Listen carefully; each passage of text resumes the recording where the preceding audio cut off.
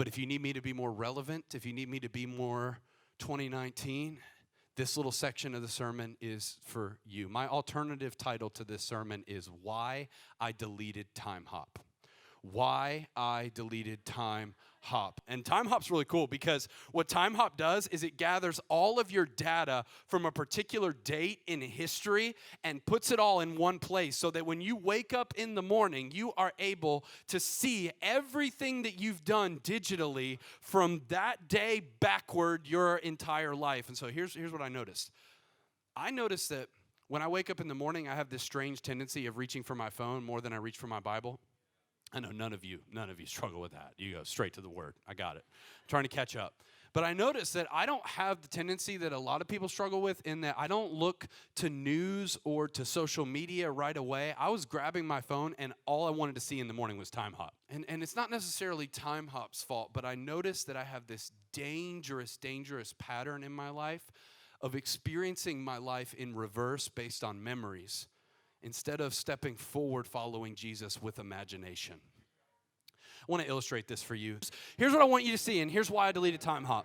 I deleted Timehop because I noticed I have this strange tendency of focusing so much on my memories from the past that I end up sacrificing the future that God wants my eyes on. So much so that I would spend my life, tell me if this is how you live, looking at, these are all my experiences, these are all my relationships, this is everything that has happened, this is everything that God has done, and I'll look at that, and if this is my day, and this is what is coming up in my life, my focus will be on my past, and what I'll do is I'll drag my past with me, looking out toward the future, and as I add new memories, all I will do is grab them from the present and shove them into my past and experience life in reverse, so much so that I'm stumbling into what I can't see and what I don't know with frustration. What's my main frustration? That all I ever do is repeat my past. And I'm just wondering today, what would happen if everything about your past, good and bad, because notice Paul in Philippians 3, he's actually talking about good things from his past.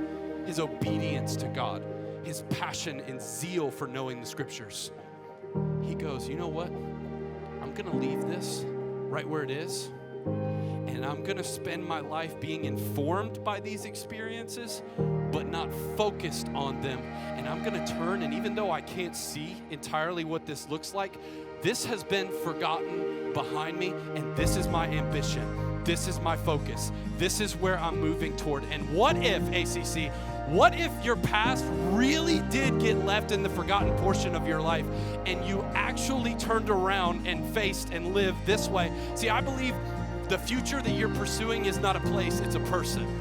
And I believe that Jesus is waiting for us in the land of the unknown, in the spaces of our lives that we can't see, that we don't have control over. But tell me how you're going to have a focus on Jesus when you're living like this. Tell me how you're going to experience where he's taking you when you're trying to drag this with you every single step of the way. And you know what will happen when you get your mind all the way around? Oh my gosh, it's the most scary thing that could ever happen, because no longer will you be able to see things that you can control, because the past is static. You can't change it. So the reason why I keep going back to the past is not because I want to, it's because I can control it and it's comfortable for me. This is all I know. This is all stuff I can't see. These are all spaces I've never been. These are all people I've never met.